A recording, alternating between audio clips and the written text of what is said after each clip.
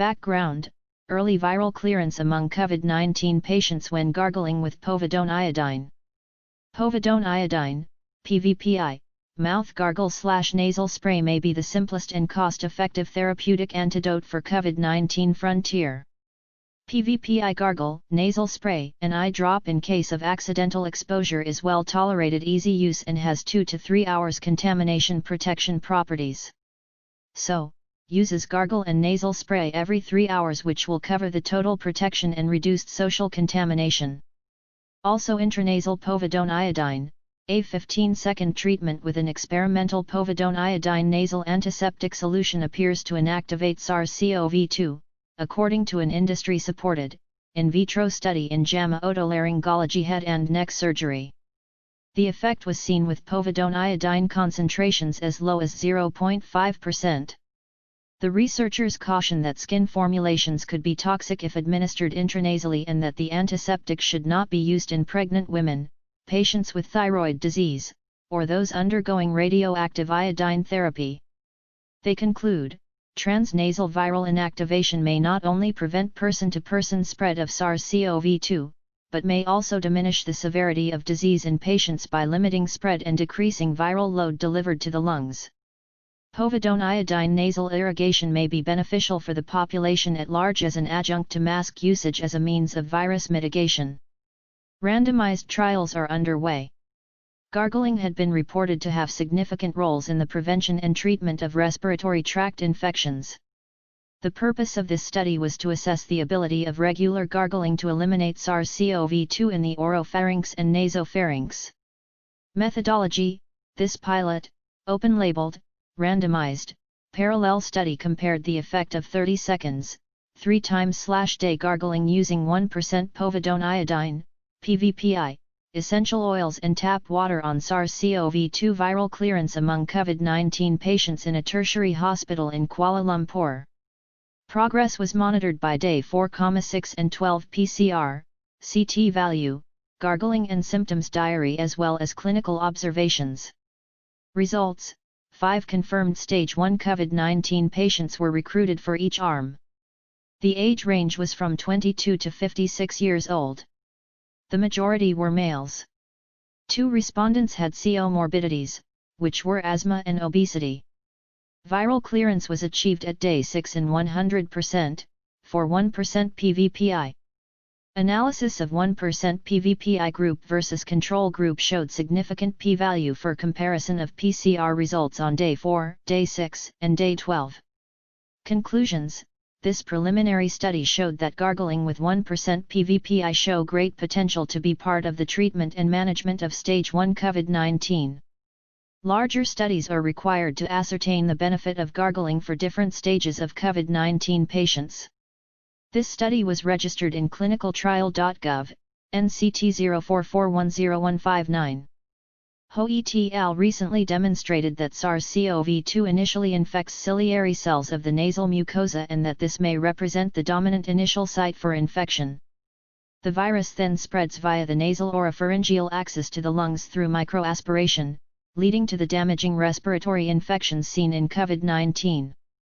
The variable severity witnessed during the COVID-19 pandemic may be due to variable transmission of SARS-CoV-2 from the nasal cavity to the lungs in patients who test positive for the virus. Therefore, transnasal viral inactivation may not only prevent person-to-person spread of SARS-CoV-2, but may also diminish the severity of disease in patients by limiting spread and decreasing viral load delivered to the lungs. Povidone iodine nasal irrigation may be beneficial for the population at large as an adjunct to mask usage as a means of virus mitigation. High viral loads of SARS-CoV-2 have been detected in the nasopharynx and oropharynx of symptomatic patients and asymptomatic carriers. 1 Nasal goblet and ciliated cells have the highest expression of angiotensin-converting enzyme 2, ACE2, which is the main receptor for SARS-CoV-2. 2 Many otolaryngologic procedures may produce aerosols that can last in the air for up to 3 hours without rapid filtration. 3-5 Recently, Ho et al. Showed that ciliated cells with ACE2 expression were the cells most susceptible to infection, rather than submucosal glandular cells. The infectivity of these cells was much higher than that of lower airway cells.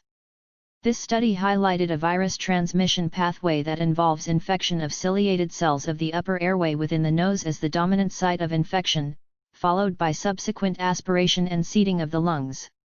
The nasal oropharyngeal axis involves nasal secretions swept to the oropharynx by mucociliary clearance followed by aspiration of infected fluid into the lower airway.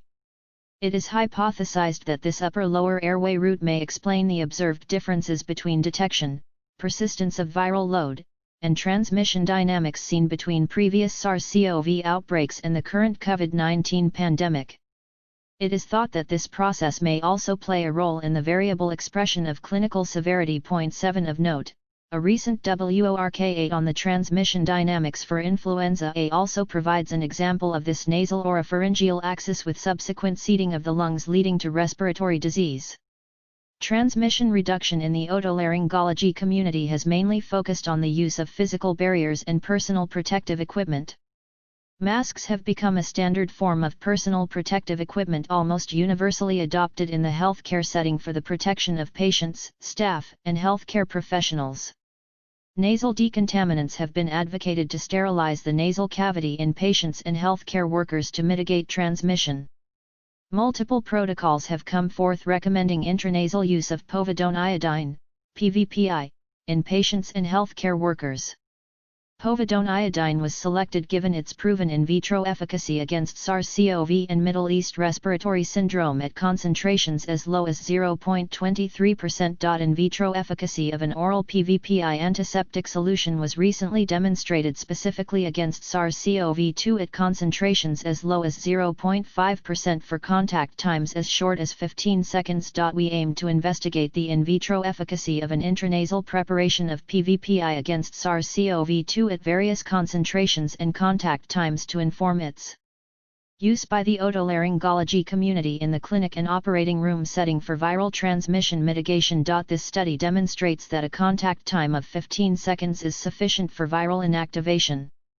Widespread use of PVPI nasal antiseptic in patients prior to intranasal procedures could significantly decrease risk of virus transmission via droplet and aerosol spread. Healthcare professionals may also consider instructing patients to perform nasal decontamination with PVPI prior to presenting for their procedure, which can further decrease intranasal viral load and can prevent spread in waiting areas and other common areas. Nasal PVPI irrigations should additionally be considered for use by healthcare professionals for prophylaxis. Oral mucosa decontaminated with PVPI remains sterilized for up to 4 hours. At concentrations of 1.25%, iodine absorption is negligible. Use of intranasal PVPI is contraindicated in patients with an allergy to iodine, patients who are pregnant, patients with active thyroid disease, and patients undergoing radioactive iodine therapy. Only commercial preparations of PVPI at the appropriate dose, if available, should be employed.